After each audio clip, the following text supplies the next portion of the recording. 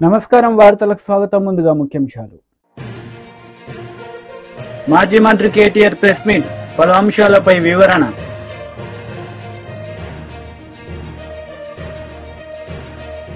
మంత్రి Komatireddy Venkatareddy press meet, పలు అంశాలపై వివరణ. మంత్రి కోమటిరెడ్డి వెంకటరెడ్డి ప్రెస్ మీట్ నిర్వహించారు. ఈ సందర్భంగా పలు అంశాలపై ఆయన మాట్లాడారు. ఇద్దరు ఎంపీలను మంచి మెజార్టీ భారతదేశంలోనే రికార్డ్ మెజార్టీని నిర్మించారు. తప్పకుండా నల్గొండ జిల్లా ప్రజల రుణం తెలుసుకుంటాం. ఈ 5 సంవత్సరాలే కాదు, 3 సంవత్సరాలే టార్గెట్ పెట్టుకున్నాం. 3 సంవత్సరాలే పూర్తి చేయాలని మా ఆంధ్రప్రదేశ్ ఇరిగేషన్ మినిస్టర్ గారు కూడా చెప్తున్నాం. మా కాలం ఏం మాకు మెయిన్ కెనాల్ 35 కిలో 9 కెనాల్ ఎక్కడైనా కెనాల్ ఉన్నప్పుడు ఎక్కడో లైనింగ్ చేస్తారు.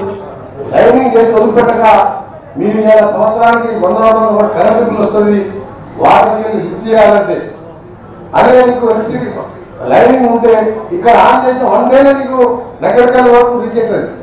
అది దేవరకొండ కొద్ది భాగం, నల్గొండలో 2 లక్షల ఎకరాలు ఆంధ్రపాలెం వరకు వచ్చే ప్రాజెక్ట్ అది. ఈ లైనింగ్ లేక ఎక్కడ దగ్గర కెనాల్ తెగిపోయి ఇబ్బంది ఉన్నది. దాన్ని కూడా పూర్తి చేద్దామని చెప్పి మినిస్టర్ గారు ఒప్పుకున్నందుకు వారికి కూడా ధన్యవాదాలు తెలియజేసుకుంటూ మరొకసారి జిల్లా ప్రజలకు సాగర ఆయకట్టే కాదు, ఏం మాత్రం ఆయకట్టు ఇప్పుడే చెప్పిన పిల్లాపల్లి గురాజీరంగాల దర్బాలని చిన్న చిన్న పనులంతా 2-3 కోట్లతో వాళ్ళు అన్ని చేస్తామని చెప్పినందుకు వారికి ధన్యవాదాలు తెలియజేసుకుంటూ నేను కూడా ఆర్ఎంపీ శాఖ మంత్రిగా మా ఎమ్మెల్యేల సహకారంతో మా డిప్యూటీ చైర్మన్, ఎమ్మెల్సీలు, ఎంపీలు అందరూ కలిసి జిల్లా అభివృద్ధిని తెలంగాణలో నెంబర్ 1 చేయాలి. తెలంగాణను కూడా నెంబర్ 1 చేయాలి దేశంలో అన్నదే మా ప్లాన్. అందరికీ నమస్కారం. టీడీపీ లీడర్ మీడియా సమావేశం నిర్వహించారు. ఈ సందర్భంగా పలు అంశాలపై ఆయన మాట్లాడారు. పార్టీ నాయకులందరూ కూడా మంగళగిరి పార్టీ కార్యాలయంలో ప్రతిరోజు కూడా ఉదయం 10 గంటలకల్లా ప్రజలకు అందుబాటులో ఉండి వచ్చే ప్రతి అర్జీని కూడా తీసుకొని సంబంధిత శాఖలకి సంబంధిత అధికారులు పంపిస్తున్నాం. ఇప్పటికైనా జగన్ రెడ్డి కుట్రపూరిత రాజకీయాలకి ఫుల్ స్టాప్ పెట్టాలి. ఎందుకంటే మొన్నే చూసాం, విజయవాడ ఎయిర్పోర్ట్లో పోలీస్ అధికారుల మీద వైసీపీ నాయకులు జగన్ రెడ్డి సమక్షంలోనే దురుసుగా ప్రవర్తిస్తున్నారంటే మీ ఫ్యాక్షన్ మెంటాలిటీ కావచ్చు, మీ పైచాచిక ఆనందం కావచ్చు, మీ నాయకుల అరాచకాలు కావచ్చు, వీటన్నిటికి కూడా సంబంధిత అధికారులు ఫుల్ స్టాప్ పెడతారు. ఇప్పటికైనా సరే ఢిల్లీ వెళ్ళి నానాయాగి చేసి వచ్చి అసెంబ్లీకి వెళ్లకుండా ఇవాళ తాడేపల్లి ప్యాలెస్కో బెంగళూరు ప్యాలెస్కో పరిమితమైన జగన్ రెడ్డి ఇవాళ ప్రతిపక్ష హోదా ఇస్తేనే నేను సభకు వస్తాను, లేకపోతే నేను సభకు రాను అని ఏ విధంగా నువ్వు వాళ్ళ ప్రజలు గెలిపించిన మీ 11 మంది కూడా ప్రజా జీవితానికి దూరంగా ఏదైతే ప్రజలు ఏ విధంగా అయితే మేము మీకు 11 సీట్లకు పరిమితం చేశారో దానికి కూడా పరివర్తన రాకుండా, దానికి కూడా పశ్చాత్తాపం రాకుండా ఇంకా అహంకారపూరితంగా జగన్ రెడ్డి మాటలు ఉన్నాయి. ఢిల్లీలో ధర్నాలో మాట్లాడిన మాటలు కావచ్చు,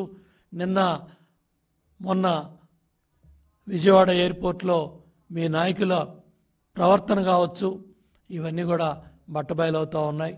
ఇప్పుడు కూడా వైసీపీ నాయకులు కావచ్చు, గుండాలు కావచ్చు, మీ చాలా ప్రాంతాల్లో మీ చేసే అరాచకాలన్నీ కూడా బట్టబయలవుతూ ఉన్నాయి. తప్పకుండా పోలీస్ యంత్రాంగం ఉక్కుపాదంతో ఇటువంటి అరాచకాలు పాల్పడే మీ పార్టీ కార్యకర్తల నాయకులను కానీ ఉక్కుపాదంతో కూడా అంచేస్తారు. శాంతి పద్ధతులను పరిరక్షించడంలో కూటమి ప్రభుత్వం ముందుకెళ్తుందని చెప్పి తెలియజేస్తా ఉన్నాను.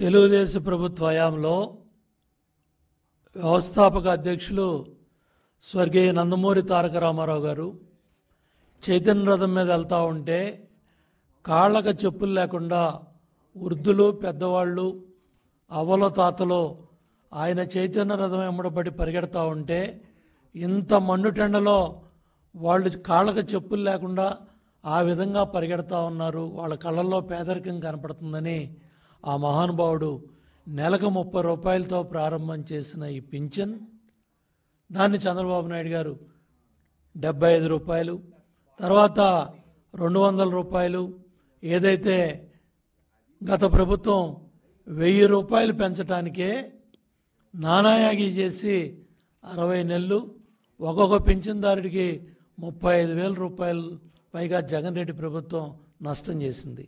ఇదే డబ్బుల్ని జగన్ రెడ్డి ప్రభుత్వం కొన్ని వేల కోట్లు ఖర్చు పెట్టి నేను 6 గంటలకి ఇచ్చాను, సూర్యుడు రాకముందు వచ్చాను, ఉద్ధరించానని చెప్పి మొదటి వారంలో ప్రతి నెల కూడా చాలా అహంకారపూరితంగా జగన్ రెడ్డి మాట్లాడేవాడు.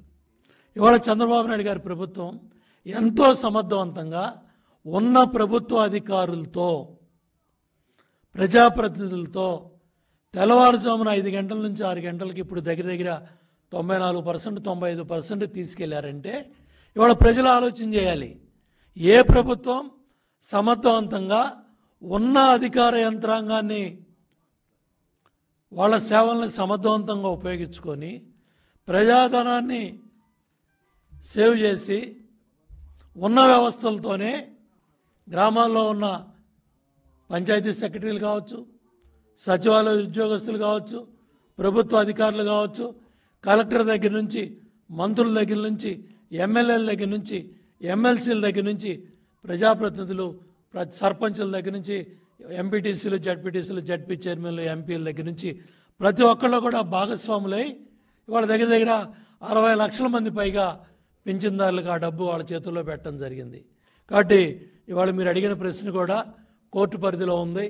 తప్పకుండా రాబోయే రోజుల్లో ఆ సమస్యకు కూడా ఏ విధంగా ఎట్లా ముందుకెళ్లాలో కూటమి ప్రభుత్వం, చంద్రబాబు నాయుడు గారు ఏ విధంగా ముందుకు తీసుకెళ్లే త్వరలో తెలియజేస్తారు.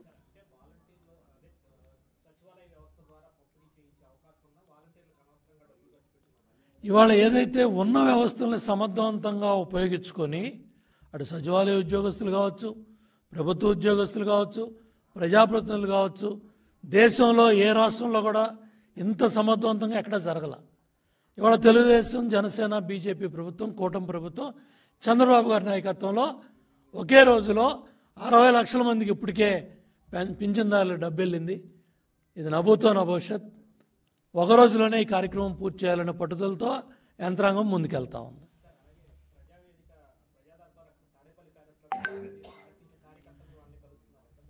జగన్ రెడ్డి 5 ఏళ్లలో మాజీ మంత్రి కేటీఆర్ మీడియా సమావేశం నిర్వహించారు. ఈ సందర్భంగా పలు అంశాలపై ఆయన మాట్లాడారు. ఒక్క తమ్ముడితో, ఒక్క చెల్లెతో చెప్పి ఈ 8 నెలల్లో నీ కాంగ్రెస్ ప్రభుత్వం ఒక్క ఉద్యోగం ఇచ్చిందని చెప్పి వాళ్ళతో చెప్పి మేమందరం రాజీనామా చేసి అక్కడనే పెట్టి పోతాం. వాస్తవం ఏంది?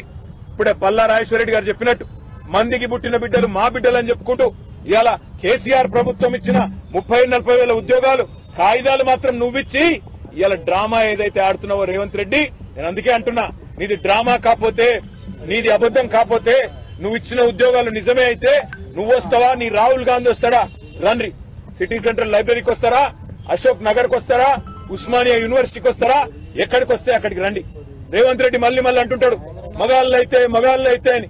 నేను అంటున్నా రేవంత్ రెడ్డి, మగాడు అయితే రా, అశోక్ నగర్ కి రా, అక్కడ పిల్లలే చెప్తారు నువ్వు ఉద్యోగాలు ఇచ్చిన మాట వాస్తవమా కాదో చెప్తారు. నీ రాహుల్ గాంధీని తీసుకురా, ఇచ్చిన మాటలేమైనా నిలదీస్తారు. కాంగ్రెస్ నాయకులను తరిమేసే పరిస్థితి ఉంది ఇవాళ తెలంగాణ యువత. ఒకవైపు యువత రోడ్ల మీద ఆందోళన చేస్తా ఉన్నారు. నిన్న రాత్రి దిల్సుఖ్ నగర్ లో జీవో నంబర్ 46 సవరించాలని వేలాది మంది పిల్లలు రోడ్డెక్కినారు. మరొక వైపు ఇవాళ 1800 మంది మాజీ సర్పంచులు ఇవాళ తమ బిల్లులు విడుదల చేయాలని చెప్పి సెక్రటేరియట్ ముట్టడిస్తే వారిని తీసుకుపోయి అరెస్ట్ చేసి పెట్టినారు. మా నాయకులు హరీష్ రావు గారు, వారి నేతృత్వంలో మా కొంతమంది శాసనసభ్యులు వారంతా అక్కడికి పోయినారు. నేను ఇవాళ ఈ ప్రభుత్వాన్ని డిమాండ్ చేసేది ఒకటే, మభ్య పెట్టి ఎక్కువ కాలం మీరు నడపలేరు. మార్పు అని ఎక్కువ రోజులు ఏమార్చలేరు. తప్పకుండా ప్రజలు తిరగబడే రోజు వస్తుంది. ముఖ్యంగా మీరు ఎవరితోనైతే గోక్కోకూడదో వాళ్లతో గోక్కుంటున్నారు, తెలంగాణ యువతతో, తెలంగాణ పిల్లలతో. మీకు తెలుసు 2 లక్షల ఉద్యోగాలు బోగస్ అని తెలుసు, మీరిచ్చిన జాబ్ క్యాలెండర్ బోగస్ అని తెలుసు. అయినా తెలిసి మళ్లీ పిల్లల్లో ఇవాళ ఉద్వేగాల్ని రెచ్చగొట్టే విధంగా లేని ఒక వాతావరణాన్ని నిర్మాణం చేసే ప్రయత్నం మీరు చేస్తా ఉన్నారు. మీ క్యాలెండర్ బోగస్, అందులో ఉద్యోగాలే లేవు, అందులో తారీఖులు తేదీలు తప్ప ఏమీ లేదు. దాని మీద చర్చ పెట్టమంటే ఇవాళ ప్రభుత్వం పారిపోవడమే కాకుండా సిగ్గు లేకుండా ఇవాళ మళ్ళీ మమ్మల్ని మా ఎమ్మెల్యేలందరినీ కూడా ఒక బజారు భాషలో మా సాటి ఎమ్మెల్యేతో తిట్టించిన వైనం ఏదైతే ఉందో ఇది నిజంగా కూడా ప్రజాస్వామ్యానికి అందరికీ ఈ శాసనసభకి ఒక చీకటి రోజు. నిజంగా కూడా ఒక దుర్మార్గమైన పద్ధతుల్లో నిన్న మొన్న మా అక్కలను అవమానించారు. ఈ రోజు మొత్తంగా ఒక సాడిస్ట్ మాదిరిగా ముఖ్యమంత్రి ఇవాళ ఈ రకంగా పైశాచికానందం పొందుతూ ఒక సభ్యుడు మమ్మల్ని అమ్మ అక్క అని తిడుతుంటే పైశాచికానందం పొందుతూ అందరినీ ఉసుగొల్పుతూ ఆయన పక్కన నిలబడండి పొండి అని ఉసిగొల్పుతూ ఒక సాడిస్ట్ ముఖ్యమంత్రి లాగా రేవంత్ రెడ్డి వ్యవహారం చేస్తా ఉన్నాడు. తెలంగాణ యువత తప్పకుండా రేవంత్ రెడ్డికి తగు రీతిలో సమాధానం చెప్తది. దాని టైం కూడా వస్తుంది. ఎక్కువ కాలం ఈ డ్రామా నడవదని హెచ్చరిస్తూ ఈ 5-6 రోజుల శాసనసభ సమావేశాల్లో గవర్నమెంట్ తేలిపోయింది. గవర్నమెంట్ లో విషయం లేదు, కేవలం ఊదరగొట్టే ఊకదంపుడు ఉపన్యాసాలు తప్ప ఏమీ లేదని తేలిపోయింది. కాబట్టే ఈ బజారు భాషతో మమ్మల్ని రెచ్చగొట్టి మంచిగా మాట్లాడుతుంటే కావాలని ఉసిగొల్పి ఇవాళ ప్రజల దృష్టి మరల్చే ఒక చీప్ టాక్టిక్స్. ఈయన చీఫ్ మినిస్టర్ కాదు, చీఫ్ మినిస్టర్. ఒక చీఫ్ మినిస్టర్ గా రేవంత్ రెడ్డి ఒక సాడిస్ట్ ముఖ్యమంత్రిగా పైశాచికానందం పొందుతున్న YCP leader Pothina Mahesh media సమావేశం నిర్వహించారు. ఈ సందర్భంగా పలు అంశాలపై ఆయన మాట్లాడారు. నమస్కారం అందరికీ. సమాజంలో అట్టడుగు వర్గాల అభ్యున్నతి వైఎస్ఆర్ కాంగ్రెస్ పార్టీ యొక్క లక్ష్యం. సామాజికంగా, రాజకీయంగా, ఆర్థికంగా ఆయా వర్గాల సాధికారతే సాధించాలనే సమున్నత ఉద్దేశంతో రాజకీయ పార్టీగా 5 ఏళ్ల పరిపాలనలో వైఎస్ఆర్ కాంగ్రెస్ పార్టీ అనేక చర్యలు తీసుకుందని చెప్పి కూడా మనం చేస్తా ఉన్నాం. శ్రీ వైఎస్ జగన్మోహన్ రెడ్డి గారి ప్రభుత్వం హయాంలో అమలు చేసినటువంటి పథకాలు, ఇచ్చిన మంత్రి పదవులతో పాటు నామినేటెడ్ పదవుల కేటాయింపు, ఏర్పాటు చేసినటువంటి కార్పొరేషన్లు ఇవన్నీ కూడా నిదర్శనంగా నిలుస్తాయి. అణగారిన కులాల్లో ఏ 2 వర్గాలున్నా కూడా వైఎస్ఆర్ కాంగ్రెస్ పార్టీ అవి 2 కళ్ళుగా భావించింది. అలాగే చూసింది కూడా. ఎస్సీ వర్గీకరణ విషయంలో ఇవాళ గౌరవ సుప్రీంకోర్టు ఇచ్చిన తీర్పు కూడా షెడ్యూల్డ్ కులాల అభ్యున్నతికి తోడ్పడాలన్నదే వైఎస్ఆర్ కాంగ్రెస్ పార్టీ యొక్క ముఖ్య ఉద్దేశం. గౌరవ సుప్రీంకోర్టు ఇచ్చిన తీర్పును అవకాశవాద రాజకీయాలకు వాడుకోకుండా తీర్పు, ఈ యొక్క సుప్రీంకోర్టు యొక్క తీర్పు స్ఫూర్తి ఏదైతే ఉందో ఆ స్ఫూర్తిని మనస వాచ కర్మేణ అందరికీ న్యాయం జరిగేలా ఎస్సీలను బలోపేతం చేయడానికి వినియోగించాలని వైఎస్ఆర్ కాంగ్రెస్ పార్టీ మనస్ఫూర్తిగా కోరుకుంటాం. ఇంకా మాజీ మంత్రి హరీష్ రావు మీడియా సమావేశం నిర్వహించారు. ఈ సందర్భంగా పలు అంశాలపై ఆయన మాట్లాడారు. కొద్దిమంది నిరుద్యోగ యువత తమకు జరిగిన అన్యాయాన్ని వివరించడానికి బీఆర్ఎస్ పార్టీ ఆఫీస్కి వచ్చి ఇప్పటిదాకా మాకు చెప్పడం జరిగింది. కాంగ్రెస్ పార్టీ నిరుద్యోగ యువతను ఆ రోజు ఎన్నికల ముందు ఏమి హామీలు ఇచ్చింది, ఎన్నికల్లో ఎలా వాడుకుంది, ఇవాళ ఎన్నికలు అయిపోయిన తర్వాత ఎలా మోసం చేసింది అనేటువంటి విషయాన్ని చెప్పి తమ బాధను వారు ఇప్పటిదాకా మాకు చెప్పడం జరిగింది. సో ఆ యువత కొంతమంది ఈరోజు తెలంగాణ భవన్కి వచ్చారు. వాళ్ళ మాటలు విందాం, తర్వాత నేను చివరిలో మాట్లాడతాను. మహేందర్, ఏదైతే ఈరోజు కాంగ్రెస్ ప్రభుత్వము ఉద్యోగ క్యాలెండర్ ప్రకటించిందో ఇది ఎంత లోపభూయిష్టంగా ఉన్నదంటే, వీళ్ళు మేనిఫెస్టోలో పెట్టిర్రు దీనికి చట్టబద్ధత కల్పిస్తాము, మేము రాగలే 1 సంవత్సరంలో 2 లక్షల ఉద్యోగాలు ఇస్తామని చెప్పారు. వాళ్ళు వచ్చినప్పటి నుంచి ఇప్పటివరకు వేసిన నోటిఫికేషన్ లేదు. ఇవన్నీ గత ప్రభుత్వం వేసిన నోటిఫికేషన్లు. సరే, ఈ క్యాలెండర్లోనైనా వాళ్ళ అంకెను చూపించి, ఈ సంవత్సరంలో వేయాల్సిన అంకెను చూపించి 2 లక్షల భర్తీకి ఏదన్నా అడుగులు వేస్తారనుకుంటే ఈరోజు ఏమాత్రం ఆ పోస్టులను మెన్షన్ చేయకుండా డేట్లలో కూడా చాలా కన్ఫ్యూజ్గా ఇచ్చి ఈ క్యాలెండర్ ఇచ్చారు. ఈ క్యాలెండర్లో కనీసం సీఎస్ సిగ్నేచర్ కూడా లేదు. మేము ప్రతి మినిస్టరు, ప్రతి సీఎం రేవంత్ రెడ్డి గారు కూడా దీనికి చట్టబద్ధత కల్పిస్తాము, దీనికి బిల్లు కల్పిస్తామన్నారు. దీంట్లో కనీసం ఒక సీఎస్ సిగ్నేచర్ కూడా లేదు. ఇది కేవలం ఒక టైం టేబుల్ లెక్క ఉంది. దీనికి ఏ చట్టబద్ధత కల్పించారు? ఇది మీరు ప్రతి మీరు మేనిఫెస్టోలో పెట్టినప్పుడు మా దగ్గరకు వచ్చి అశోక్ నగర్ లో మాట్లాడినప్పుడు మేము చట్టబద్ధత కల్పిస్తాము, ప్రతి సంవత్సరం క్యాలెండర్ విడుదలయ్యేటట్టు చేస్తాము, మీరు పల్లెల్లోకి వెళ్ళండి, మా తరఫున ప్రచారం చేయండి, మేము వచ్చిన తర్వాత ఒక సంవత్సరంలో 2 లక్షల జాబ్లు ఇస్తామని చెప్పారు. మమ్మల్ని తిప్పిర్రు, మమ్మల్ని వాడుకున్నారు. ఈ రోజు ఒక 3 నెలల కానుంచి మేము ప్రొటెస్ట్ చేస్తుంటే మేము టీజీపీఎస్సీ ముట్టడని పోతే ఆ రోజు 3 రోజుల్లో జాబ్ క్యాలెండర్ అన్నారు. తర్వాత మేము వచ్చేసి ఈ అశోక్ నగర్ చౌరస్తాలో చేస్తే మళ్ళీ 3 రోజుల క్యాలెండర్ అన్నారు. ఈ అసెంబ్లీ సెషన్ లో క్యాలెండర్ అన్నారు. చివరి రోజు చివరిసారిగా ప్రయత్నించారు. మేము మార్నింగ్ నుంచి దీని గురించి వెయిట్ చేస్తున్నాము. సరే ఇప్పటికైనా క్యాలెండర్ ప్రకటిస్తారు, దీన్ని చట్టబద్ధత కల్పిస్తారనుకున్నాం, దీంట్లో అంకెలు చెప్తారనుకున్నాము. కనీసం 2 లక్షల్లో 1 లక్ష ఉద్యోగాలకైనా దీంట్లో నోటిఫై చేస్తారనుకుంటే ఈ రోజు చూస్తే ఈ లెక్క ప్రకారం చూస్తే 1.5 year తర్వాత గ్రూప్ 2 నోటిఫికేషన్ ఉంది. ఇప్పుడు పెట్టిన ఎగ్జామ్ నోటిఫికేషన్ ఇప్పుడు డిసెంబర్లో మొన్న పోస్ట్పోన్ చేసిన ఎగ్జామ్ ఆల్రెడీ గత ప్రభుత్వం నోటిఫికేషన్ వాళ్ళు డిసెంబర్లో పెడుతున్నారు. తర్వాత వాళ్ళు ఎప్పుడు ఇస్తున్నారు? మేలో ఎగ్జామ్ పెడుతున్నారు. అంటే వాళ్ళు ఇప్పుడు వచ్చినప్పటి నుంచి 15 నెలల తర్వాత గ్రూప్ 2 నోటిఫికేషన్ ఇస్తున్నారు. వాళ్ళు మొదట ఏం చెప్పారు? మేము వచ్చిన సంవత్సరమే 2 లక్షలు అన్నారు. ఇప్పటి వరకు 30,000 ఉద్యోగాలు ఇచ్చినామని అసెంబ్లీలో చెప్తున్నారు. 30,000 ఉద్యోగాలకు సంబంధించిన డీటెయిల్స్ ఇది. 30,000 ఉద్యోగాలలో ఏ రోజు ఈ నోటిఫికేషన్ ఎప్పుడు వచ్చింది, ఎగ్జామ్ ఎప్పుడు పెట్టిర్రు, రిజల్ట్ ఎప్పుడు ఇచ్చిర్రు, ఇది ఎప్పుడు వచ్చింది? 2022లో వచ్చినాయి. ఇవి ఎగ్జామ్స్ అయిపోయినాయి.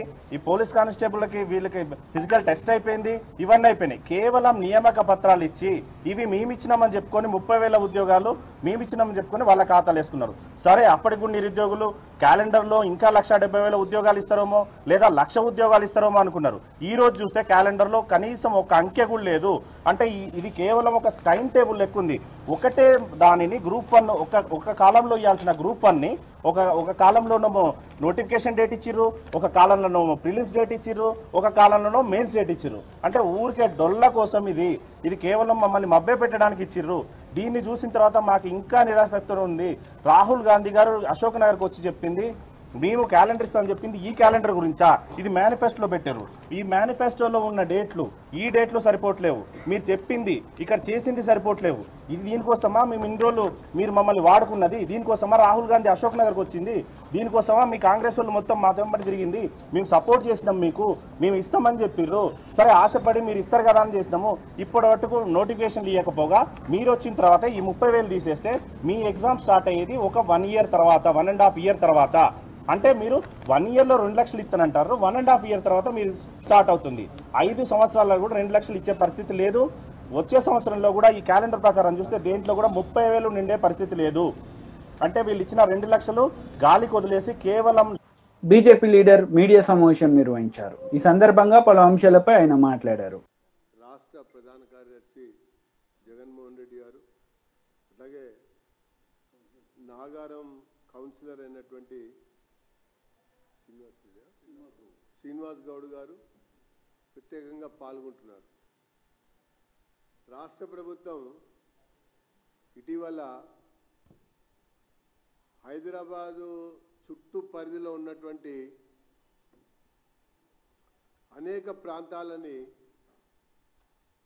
విలీనం చేయాలని చెప్పని ఒక ప్రతిపాదనతో ముందుకు వస్తున్నట్టుగా తెలుస్తూ ఉన్నది. 8 కార్పొరేషన్లని, 20 పురపాలక సంఘాలని, 33 గ్రామ పంచాయతీలని, 61 పారిశ్రామిక వాడలని, కంటోన్మెంట్ బోర్డుని, వీటన్నిటినీ కలిపి జిహెచ్ఎంసీ యొక్క పరిధిని విస్తరింపజేసి ఒక ప్రత్యేకమైనటువంటి ఒక గ్రేటర్ సంస్థగా రూపొందించాలని చెప్పని ఆలోచనలు చేస్తున్నట్టుగా పత్రికల్లో వార్తలు చూస్తూ ఉన్నాం. మంత్రుల యొక్క ప్రకటనలు వింటూ ఉన్నాం. అధికారులు కూడా సూచాయిగా అక్కడక్కడ మాట్లాడుతున్నటువంటి ఒక విషయాల్ని తెలుసుకుంటా ఉన్నాం. కానీ ఒక అంశాన్ని మాత్రం ఆలోచించవలసినటువంటి అవసరం ఉన్నది. అసలు జిహెచ్ఎంసీగా హైదరాబాదు, సికింద్రాబాద్ యొక్క జిహెచ్ఎంసీ పరిధిలోనే మౌలిక వసతులని కల్పించడంలో అసలు జిహెచ్ఎంసీనే ఘోరంగా వైఫల్యం చెందింది. నిజాం నాటి కాలంలో ఉన్నటువంటి ఒక భూగర్భ డ్రైనేజ్ తప్పించి ఆ తర్వాత భూగర్భ డ్రైనేజీని ఆధునీకరించినటువంటి ఒక సందర్భమే లేనటువంటి ఒక దుస్థితిలో హైదరాబాదు నగరమే కొట్టుమిట్టాడుతుంది. కాబట్టి ప్రతినిత్యం ఈ మధ్య కాలంలో మోకాల్లోతు నీళ్లు, నడుంలోతు నీళ్లు హైదరాబాద్ నడిబొడ్లోనే మనం చూస్తూ వచ్చాం. ఇక పోతే ఒక 15 సంవత్సరాల కిందట శివారులో ఉన్నటువంటి మున్సిపాలిటీలను కూడా విలీనం చేశారు. అంటే ఉప్పల్, కప్రా, ఎల్బీ నగర్, కుత్బుల్లాపూర్ ఈ రకంగా చేసేటప్పుడు కూడా ఆ శివారు ప్రాంతాలన్నింటినీ కూడా అభివృద్ధి చేస్తాం, అన్ని రకాలుగా మరి ముందుకు తీసుకెళ్ళటం కొరకే విలీనం చేస్తున్నామని చెప్పని పేర్కొన్నారు. ఆ సందర్భంలో కూడా అనేక పురపాలక సంఘాలు వ్యతిరేకించాయి, ప్రజాప్రతినిధులు వ్యతిరేకించారు, పౌరులు కూడా వ్యతిరేకించారు. అయినా కూడా అధికారం ఉందని, మందబలం ఉందన్నటువంటి ఒక ఆలోచన అభిప్రాయంతోన వాటినన్నింటినీ కూడా విలీనం చేశారు. ఇప్పుడు మళ్ళీ కొత్తగా ఔటర్ రింగ్ రోడ్ పరిధిలో ఉన్నటువంటి ఇప్పుడు నేను చెప్పినటువంటి స్థానిక సంస్థలన్నింటినీ కూడా నిర్వీర్యం చేస్తూ విలీనం చేయాలని చెప్పని సుదర్శన్ రెడ్డి గారు విలీనం చేయాలని చెప్పని ప్రయత్నం చేస్తూ ఉన్నారు. ఇది పూర్తిగా కూడా ప్రజల యొక్క ఆలోచనలకి భిన్నంగా ఆ గ్రామాలలో జరుగుతున్నటువంటి ఒక అనేక రకాల పరిణామాలకి వ్యతిరేకంగా తీసుకోబోయేటువంటి ఒక నిర్ణయంగా భారతీయ జనతా పార్టీ అభిప్రాయపడతా ఉన్నది. మీకు అధికారం ఇచ్చారు, కొత్తగా శాసనసభ ఏర్పడింది, ప్రభుత్వం వచ్చింది కదా అని చెప్పని మీకు ఇష్టం వచ్చినట్టుగా చేస్తామంటే ప్రజలు సహించరు అన్నటువంటి విషయాన్ని నేను తెలియజేస్తా ఉన్నా. ఇప్పుడు నేను చెప్పినట్టుగా ఈ 8 కార్పొరేషన్లు కూడా ఎన్నికైన కార్పొరేషన్లే, ఆ 20 మున్సిపాలిటీలు కూడా ఎన్నికైనటువంటి ప్రజాప్రతినిధులే, ఆ 33 గ్రామ పంచాయతీలు కూడా ప్రజలచే ఎన్నుకోబడ్డటువంటి ఒక స్థానిక సంస్థలే. ఇవన్నీ ఉండి కూడా వాళ్ళ అభిప్రాయాలు తీసుకోకుండా. వార్తలు ముగించే ముందు ముఖ్యాంశాలు మరోసారి. మాజీ మంత్రి కేటీఆర్ ప్రెస్ మీట్, పలు అంశాలపై వివరణ.